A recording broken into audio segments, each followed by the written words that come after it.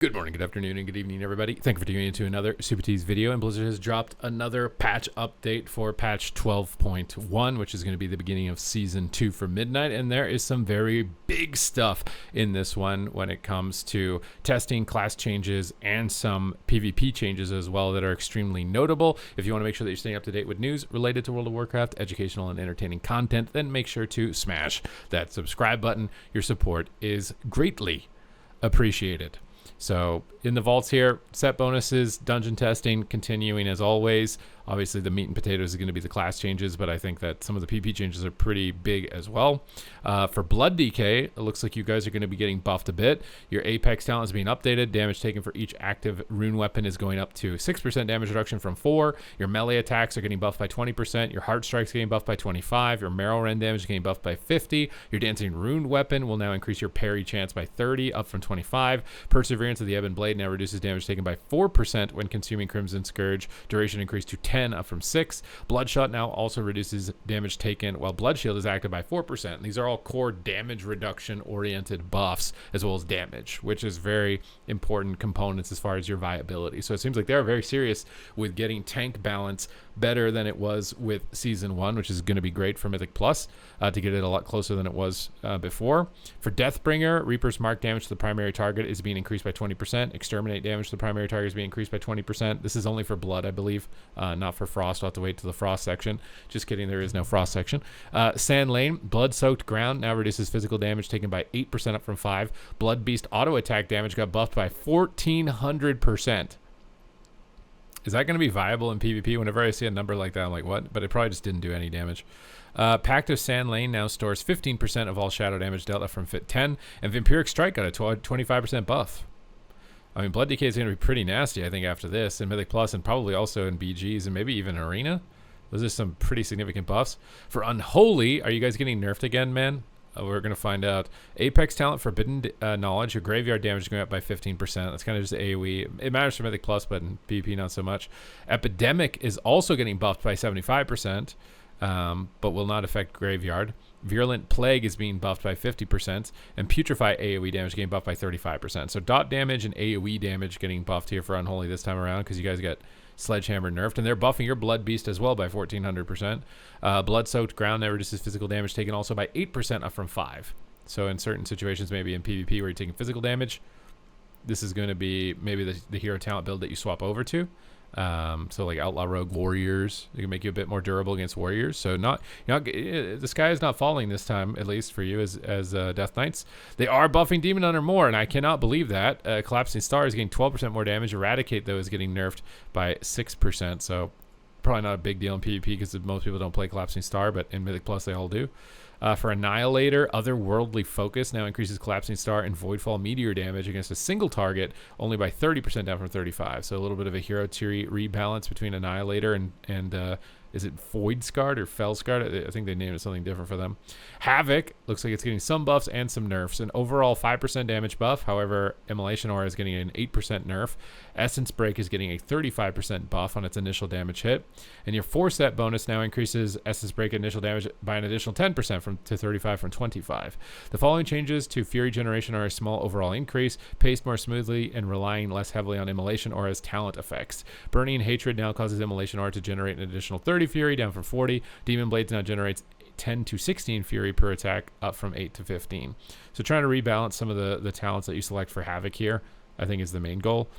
I don't know if it will be enough. I mean, these are likely oriented around PvE. Obviously, some consideration for PvP, or they would have counteracted it. Vengeance is just getting a 5.5% buff. I didn't know we were doing 0.5s.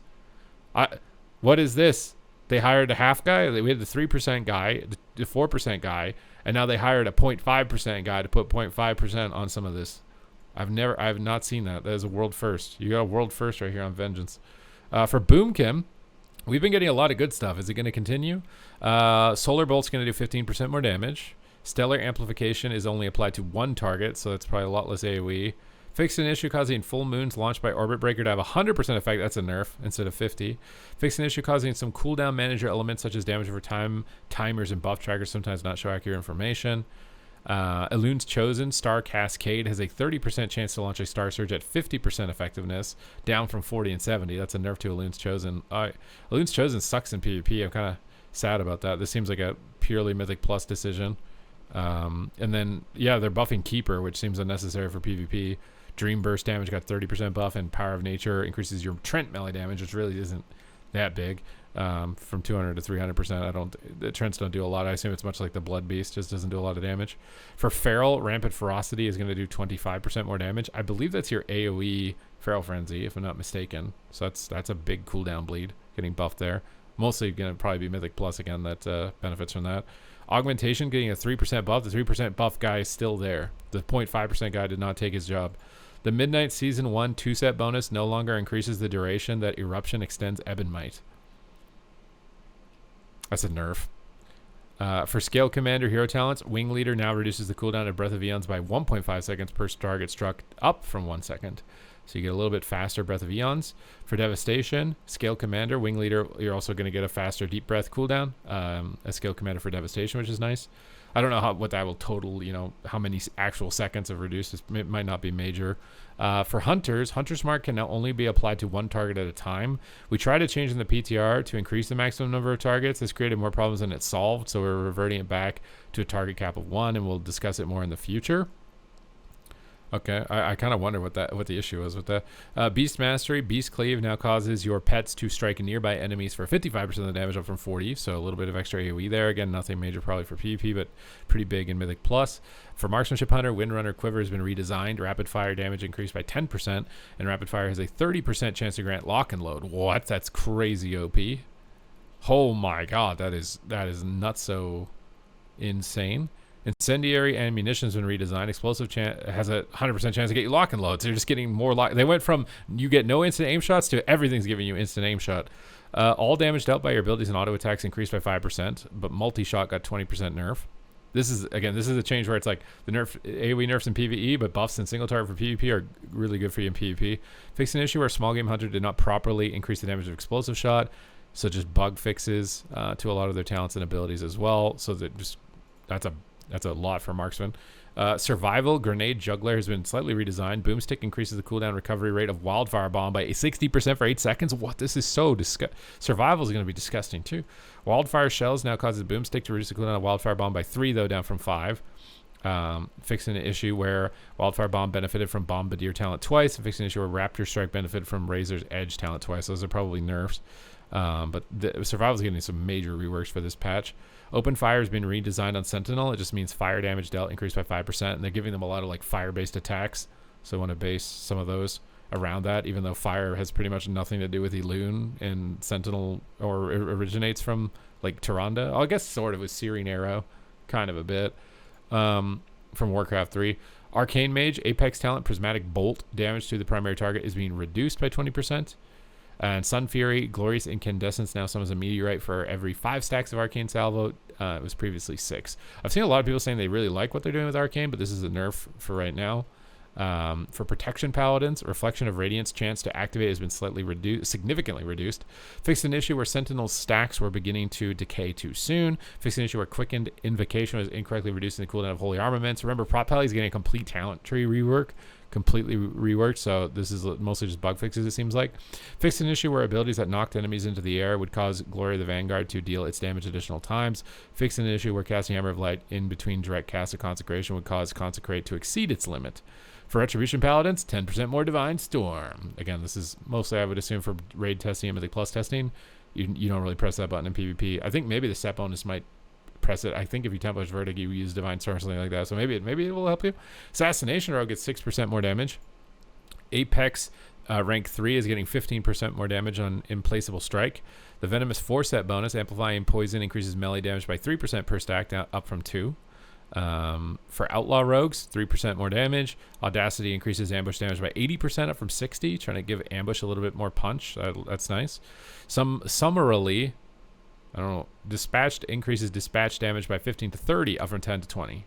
Some pretty sizable buffs here to Outlaw. For Subtlety Rogue, Gormaw's Bite initial damage increased by 125%, bleed damage by 125%, and mirrored damage from finishing moves by 20%. So Gormaw's Bite is making a resurgence for sure. Big patch update for Rogue.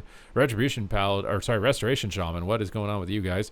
We are adjusting several talents and doing some tuning for Restoration Shaman this week to improve upon several underperforming talents or interactions that don't feel rewarding. We're also improving the chain heal ability from the Farseer ancestors to increase their healing capabilities. New talent Swelling Tides. Healing Stream Totem and Storm Stream Totem extend the duration of your active Riptides by 3 seconds when cast. That's probably more of a PvE buff because you kind of spam Riptide in PvP. Unleash getting 100% more healing is a lot. That's a big one in all content, although I think Unleash kind of sucks in PvE because it's a single target heal. Your 2 set bonus is updated. Unleash Life's direct healing is increased by 50% down from 100. So they're just buffing the spell and taking it out of the set bonus. Riptide direct healing is getting 25% more, and its healing over time is getting 100% more. That is major. Healing Rain now heals up to 6 targets, up from 5. People are still going to run out of it, though. Earthen Accord now grants an additive 20% to the healing buff from Unleash Life rather than a multiplicative increase. You guys saw how bad I was with math. I have someone in the comments tell me if that's a big deal or not. Current Control now also reduces the mana cost of Chain Heal by 15%. 2 set bonus healing rains now last 8 seconds down from 10. Condensation absorb amount reduced by 30. Wave Speaker's Blessing has been moved up in the talent tree to where the Calm Waters talent was. Calm Waters has just been completely removed. I don't know what this was, if this was a major thing or not. For Farseer, Chain Heal from the Ancestors will bounce up to 5 targets, loses 10% down from 30 on its jump distance, and Chain Heal from Farseer Ancestors will be increased by 50%. I wonder if there'll be some weird gimmicky Chain Heal build with Farseer. And does it count the chain heals from the totems? I don't even remember if the chain heals from the totems still exist or not. I don't think they do. Affliction Warlock. Nocturnal Yield doesn't offer much choice when it comes to how a Warlock chooses to spend their Nightfall. Instead, it is usually best to spend on Seed of Corruption, regardless of target count. This can have adverse effects on talents that benefit from Shadow Bolt or Drain Soul. We like the feeling of occasionally free Seed of Corruptions, though, and are merging that functionality into Shard Instability in place of Nocturnal Yield. We are introducing a new talent called Impetus Wrath that will serve us another means of Affliction accessing additional priority damage. Impetus Wrath is Shadow Bolt, Drain Soul, and Malefic Grass damage increased by 10%, or 20% if the target is affected by Haunt. Dark Harvest damage increased by 10 to 20 if the target is affected by Haunt. I like the synergies with Haunt. Shard Instability has been redesigned. Damage dealt by Shadow Bolt or Drain Soul has a 20% chance to make your next Unstable Affliction or Seed of Corruption cost no Soul Shards. Oh my god, bro, what? They gave Boomy instant Star Search proc to Lock before giving it back to Boomy. Okay, bro. And then Nocturnal Yield is just going completely away. That sounds like fun. This is a fun update. I like this update. Demonology, Dabalist, just damage increase or reduced. Again, gotta go a little slower. I'm older. My vision is not that good. 20% nerfs to basically a lot of the things in the Dabalist hero talent tree, as well as the Flames of Zoroth. So not a great patch for Dabalist Warlocks here. For Arms Warrior, Arms AoE damage profile is dominated by Cleave, and we'd like to spread that damage across more abilities. We're updating Dreadnought to be purely AoE damage, which will allow us to tune it solely for AoE. This should help Arms AoE rotation. I think it's going to nerf it in PvP, though. Dreadnought no longer damages your overpowered target, but it got a 100% buff. I think you're not going to play Dreadnought then in PvP, because you would have to have, it would just be hitting Cleave targets around it. Cleave is also getting a 10% damage nerf. I think Dreadnought got killed on this update. 2 set bonus causing concussive slam to trigger mortal wounds. What is concussive slam?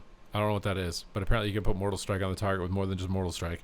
Slayer hero talents, Opportunist grants 20% damage and 20% crit damage to your next overpower. It was 10% before. So you get a little more overpower damage out of the Slayer tree, but you're also getting the Dreadnought nerf, which is taking damage out of overpower. Fury, Rampaging Ruin will now increase damage by 50%.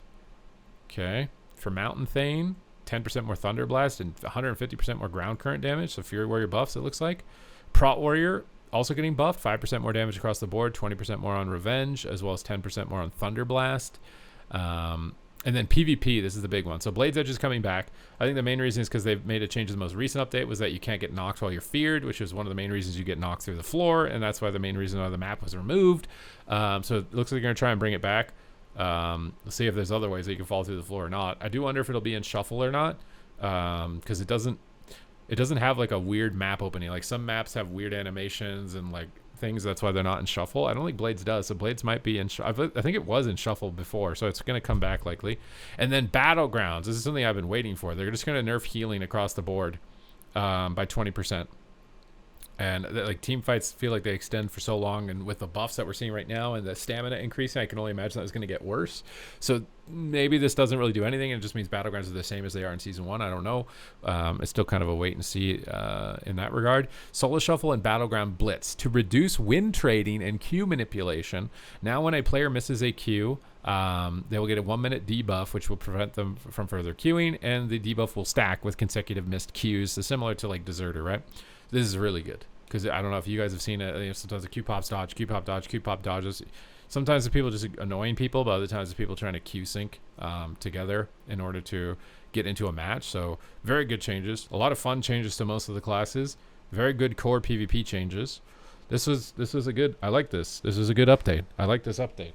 We like this. This is good. Things seem to be moving well. They seem to be moving well. So thank you guys very much for watching the video. I hope you guys enjoyed the breakdown, and I will see you in the next one.